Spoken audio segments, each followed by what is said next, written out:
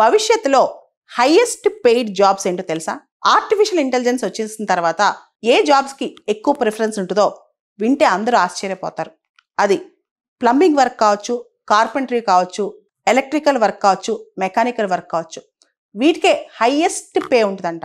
రీసెంట్గా Ford company CEO gym Parle ఒక పాడ్కాస్ట్లో మాట్లాడుతూ తమ సంస్థలో 5,000 మెకానిక్ ఉద్యోగాలు ఖాళీగా ఉన్నాయని చెప్పారు. అయితే వాటిలో చాలా వరకు కూడా హైయెస్ట్ పెయిడ్ జాబ్స్ అంట. అంటే దాదాపు అమెరికన్ డాలర్స్తో సంవత్సరానికి $1,20,000 అంటే దాదాపు ₹1,00,00,000 అనమాట.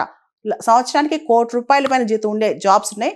కానీ ఆ జాబ్స్ని భర్తీ చేయడానికి స్కిల్డ్ మెకానిక్స్ లేరంట. అంటే మనం చూస్తే భవిష్యత్తులో plumbing, electrical, trekking, factory works, mechanic works ఏవైతే ఉన్నాయో వాటిలో చాలా వరకు నైపుణ్యాల కొరత కనిపిస్తుంది. దానిలో ఎవరు చదువుకోవట్లేదు, ఎవరు నేర్చుకోవట్లేదు. భవిష్యత్తులో ఒక ప్లంబర్ కావాలన్నా, ఒక మెకానిక్ కావాలన్నా, ఒక కార్పెంటర్ కావాలన్నా చాలా కష్టం. ఎందుకంటే ఇప్పుడు అందరూ కూడా white collar jobs, software, computer ముందు కూర్చునే జాబ్స్, PhD చేయటాలు, డిగ్రీలు వీటి మీద ఎక్కువ మక్కువ చూపిస్తున్నారు.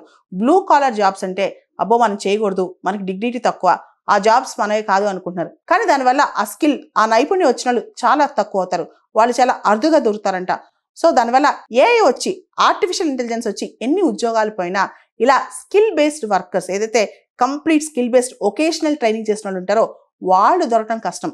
రేపొద్దున ప్రపంచాన్ని నిర్మించగలిగే వాళ్ళు, అన్నిటినీ మరమ్మతులు చేయగలిగే వాళ్ళు, ప్రపంచాన్ని నడిపించగల వ్యక్తులు, AI వచ్చినా ఎటువంటి వ్యవస్థలు వచ్చినా సరే వాటన్నిటిని దాటి పనిచేయగలిగిన వాళ్ళు ఈ సర్వీస్ బేస్డ్ అనమాట, ఒకేషనల్ ట్రైనింగ్ ఉన్నవాళ్ళు అనమాట.